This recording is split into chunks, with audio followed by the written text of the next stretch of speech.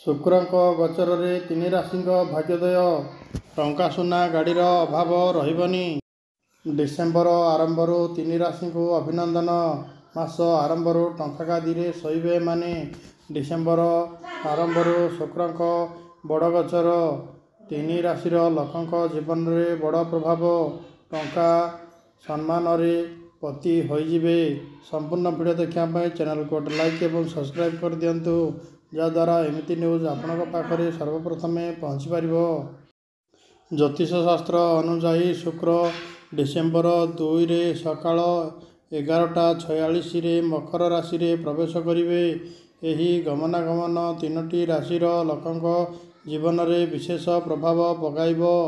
ଏହା ଆର୍ଥିକ ଲାଭ, କ୍ୟାରିୟରର ସଫଳତା ଏବଂ ଅଗ୍ରଗତି ପାଇଁ ସୁଯୋଗ ସୃଷ୍ଟି କରିବ।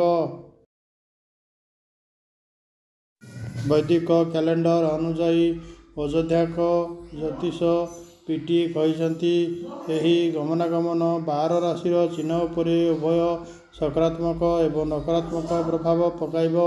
କିନ୍ତୁ ତିନୋଟି ରାଶି ଚିହ୍ନ ପାଇଁ ଏହା ବିଶେଷ ଲାଭଦାୟକ ହେବ।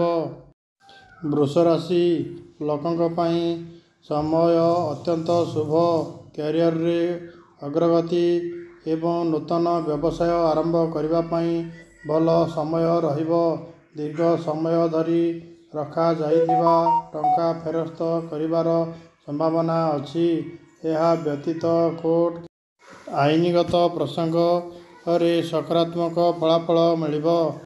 ମିଥୁନ ରାଶି ଲୋକଙ୍କ ପାଇଁ ଏହା ଏକ ବିଶେଷ ଶୁଭ ସମୟ। ଆପଣ କ୍ୟାରିୟର ଏବଂ ବ୍ୟବସାୟରେ ସଫଳତା ପାଇବେ। ପରିବାରରେ ଭଲ କାମ ସମ୍ପର୍କକୁ ମଜବୁତ କରିବ। ରାଶି ବିନିଯୋଗ ପାଇଁ ଏହା ଏକ ଭଲ ସମୟ। ଉନ୍ନତି ହେବ। କର୍ମକ୍ଷେତ୍ରରେ ଏକ ପଦୋନ୍ନତି ସୁଯୋଗ କିମ୍ବା ଏକ ବଡ଼ ଚୁକ୍ତି ଉପଲବ୍ଧ ହୋଇପାରେ।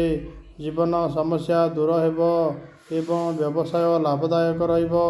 ସାଥୀଠାରୁ ସମ୍ପୂର୍ଣ୍ଣ ସମର୍ଥନ ଉପଲବ୍ଧ ହେବ। ସ୍ୱାସ୍ଥ୍ୟ ଭଲ ହେବ। ଏହି ସୂଚନା ଏକ ସାଧାରଣ ସୂଚନା ଉପରେ ଆଧାରିତ। ଏ ବିଷୟରେ ଅଧିକ ଜାଣିବା ପାଇଁ ଜ୍ୟୋତିର୍ବିଦଙ୍କ ସହିତ ଯୋଗାଯୋଗ କରନ୍ତୁ।